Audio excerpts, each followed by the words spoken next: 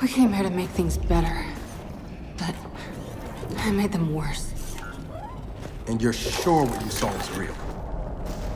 It was real. Gears of War took the industry by storm when it first came out for the Xbox 360 back in 2006. After Epic Games delivered the final entry in their Gears arc, though, the series entered a transitionary period, which has been an interesting one to say the least. With 2016's Gears of War 4, the series' new custodians, the Coalition, delivered something that was solid, yet far too conservative. Taking over a beloved franchise as a newly formed studio, they wanted to prove that they could deliver a quintessential Gears of War experience. And they certainly did that. Gears of War 4 may have caught plenty of flack for being unambitious, but no one could ever say that it wasn't a good Gears game. With Gears 5, though, the Coalition has greater ambitions. It isn't a radical reinvention of the formula, it's still very much Gears of War, even in the new things it attempts. This is instead a smart expansion of the core ideas of the series, taken into new and exciting directions that have been tinkered with to fit the series' identity rather than the other way around. As a result, for the first time in many years, it feels like Gears of War is back amongst the industry big boys. The excellent campaign is where these changes are most apparent.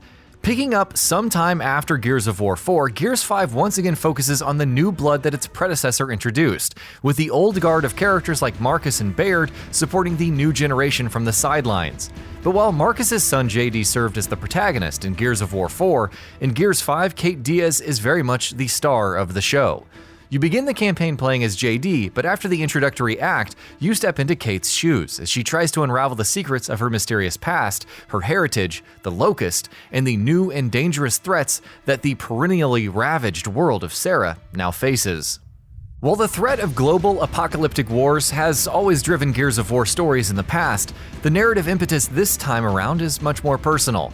That's not to say that the threat of global apocalyptic war doesn't exist here, but the Coalition instead lets Kate and her personal arc dictate the pacing and tempo of this story. It's a decision that pays off very well. After so many installments that have focused on widespread catastrophe, Gears 5's much more personal tale feels like a welcome change of pace. And for those who are looking for high stakes, there's still enough here that you won't be left unsatisfied or disappointed. It helps that Gears 5 is great at telling its story as well. Cutscenes and cinematography are top-notch. The transitions between cutscenes and gameplay are especially remarkable, and the writing impresses every step of the way, almost constantly hitting all of the right notes. That said, like Gears of War 4, Gears 5 does suffer from the issue of tone-deaf party banter, which goes in a little too hard on attempts at humor. Thankfully though, this is mostly restricted to a few throwaway lines outside of cutscenes and doesn't happen nearly as much as it did in Gears 4. That said, as good as the story and storytelling are, the meat of the campaign is its open world-like areas. Gears 5 isn't exactly an open world game though. You won't find yourself in a huge open map that is bustling with activity and is begging the player to spend dozens upon dozens of hours exploring every one of its nooks and crannies. Instead, structurally, these large, wide sections of the game act more like hubs, similar to what you might have seen in, say, God of War and Metro Exodus. The main purpose of their existence is to connect these smaller areas and larger set pieces levels take place in, rather than being the center of attention in and of themselves. Players are now given the freedom to do things that Gears of War games haven't usually allowed. There's room for exploration, to look for areas of interest on the map that might yield relic weapons, extra upgrade components, or enhancements to abilities. Sailing about on your skiff, one of your companions might spot something interesting in the distance, a crashed plane or a half-ruined structure, and whether or not you stop to take a look is entirely up to you. Not only does this feel like an organic way to direct the player's attention towards something else, these side missions are also a lot of fun. They're usually bite-sized combat encounters, where you enter an area, get through a single encounter, and get your reward at the end of what's usually a 5 or 10 minute long firefight at most. It's quick and snappy, while the rewards you receive are also really solid. As such, these side missions rarely ever end up feeling like a chore.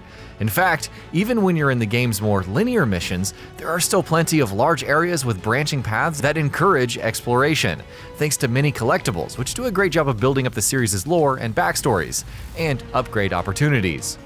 As far as the open world areas themselves are concerned though, Gears 5 leaves something to be desired. When you're going from one place to another, there isn't really much else for you to do.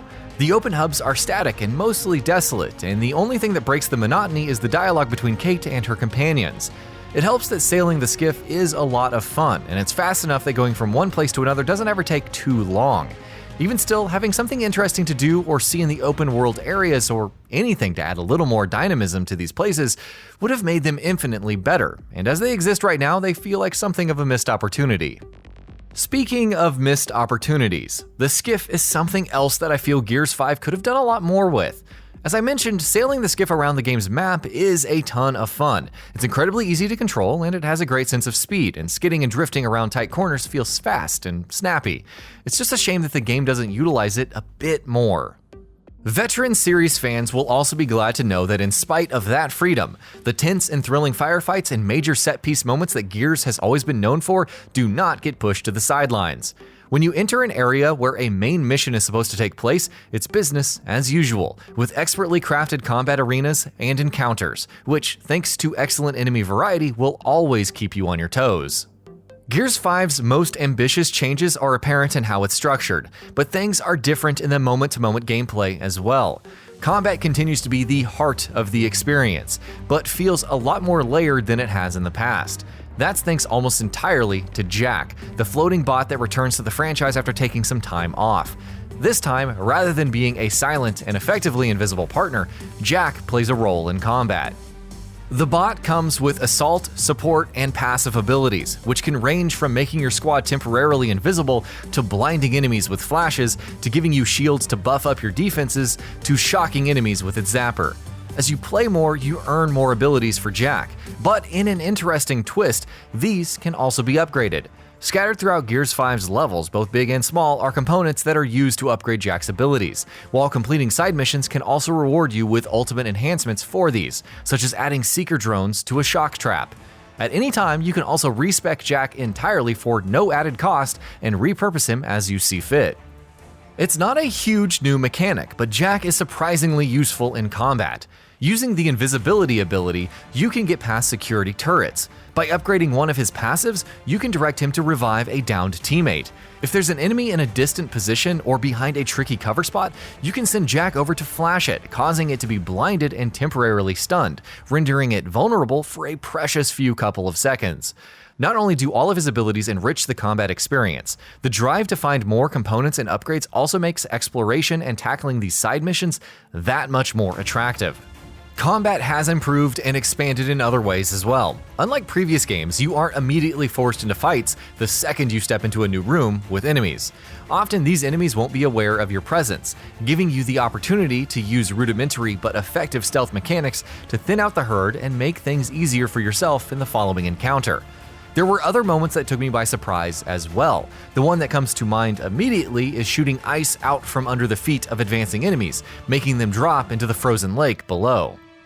Just as it is with the game's open world areas, these expansions to the Gears combat formula are just that, expansions. The Coalition hasn't replaced the Blades of Chaos with the Leviathan axe here. Gears 5 still feels like a Gears experience, but it comes with just the right amount of additions and innovations to help push the series forward into new and exciting directions. But the campaign is only half the story in any Gears of War game, and happily, multiplayer in Gears 5 stands toe-to-toe with the best the series has had to offer, even if it doesn't shake things up as much as it does in the campaign. Gears 5's multiplayer's biggest strength is how full-featured it is. There is, of course, the Versus mode, which offers various different competitive modes, from staples like King of the Hill and Deathmatch to other variants that have unique victory conditions, such as only being able to respawn teammates when you kill enemies, or winning a match by getting 3 kills each with every single weapon. Versus mode by itself is packed enough that the Coalition could have easily launched the game with nothing else to offer in the multiplayer department, and it still would have been a solid package. Thankfully, there is a lot more on offer here.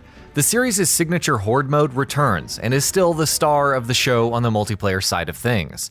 Sitting down for a complete session of all 50 waves, each getting progressively stronger than the last, is an exhausting and intense affair in the best way possible, and is an incredibly rewarding experience. The progression feels excellent as you slowly build up your defenses and help your squad mates in sticky situations, while the added wrinkle of hero shooter elements keeps things interesting. Combining passive and ultimate abilities with Horde's typical action makes for an excellent experience. Though Horde mode still remains the best part in Gears 5's multiplayer component, not too far behind is Escape, which is a brand new mode. Escape sees 3 players teaming up and finding themselves in the heart of a swarm hive. You plant bombs in the hive, and with a single weapon and limited ammo, are tasked with making it out alive.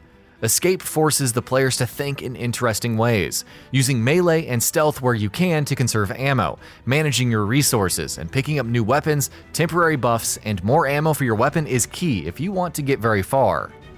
Add to the fact that Escape 2 has hero shooter elements similar to Horde, and it becomes yet another that inherently offers a ton of replay value. There's also a map builder here, which allows you to connect tiles to build your own escape courses, and also to edit various elements like the enemy types, availability of ammo, and more. The map builder should only serve to add even greater replay value to this mode. For anyone who's played Gears of War and dabbled in its multiplayer offerings before, none of this will sound like the fresh take on the series' formula that Gears 5's campaign is. On the multiplayer side of things, this game chooses to iterate rather than reinvent. But given the fact that Gears of War's multiplayer is the one thing in the series that has constantly remained at the top of its game, and hasn't really felt outdated or aged as time has progressed the way that its linear campaigns were starting to feel, I don't think that it's an issue that Gears 5 isn't more ambitious in this area. What is here is excellent, familiar, addictive, and there's lots of it, enough to keep fans occupied for a long time. Whether you're playing Gears 5's multiplayer offerings or its campaign, the game is absolutely gorgeous. In terms of art design, there's much more vibrancy and life than the series was once known for. This was something that the Coalition initiated in Gears of War 4 and takes to new heights in its sequel. What's even more impressive though is the technical side of things. From the character models to the animations to the environments and the way enemies pop and explode when they die, Gears 5 displays an incredible attention to detail across the board. On the Xbox One X, where it runs at 4K and 60 FPS, it is, without a doubt, one of the best looking console games ever made. In fact, it wouldn't be an exaggeration to call this one of Microsoft's best games this console generation. It's a package that is brimming with content and has top-notch stuff on offer for you no matter what you're looking for. With its campaign, it successfully revitalized a franchise that many had feared was becoming stale, while with its online component, it continues to be on the top of its game, the way the series has always been since the day it was born. Gears 5 proves that, like the planet of Sarah, though it may have seen some tough times, there's still plenty of life left in it. And that about does it for this video. If you enjoyed what you watched and want to see more from GamingBolt, you can always hit that subscribe button and turn on the bell icon next to it. That way you will never miss any of our videos.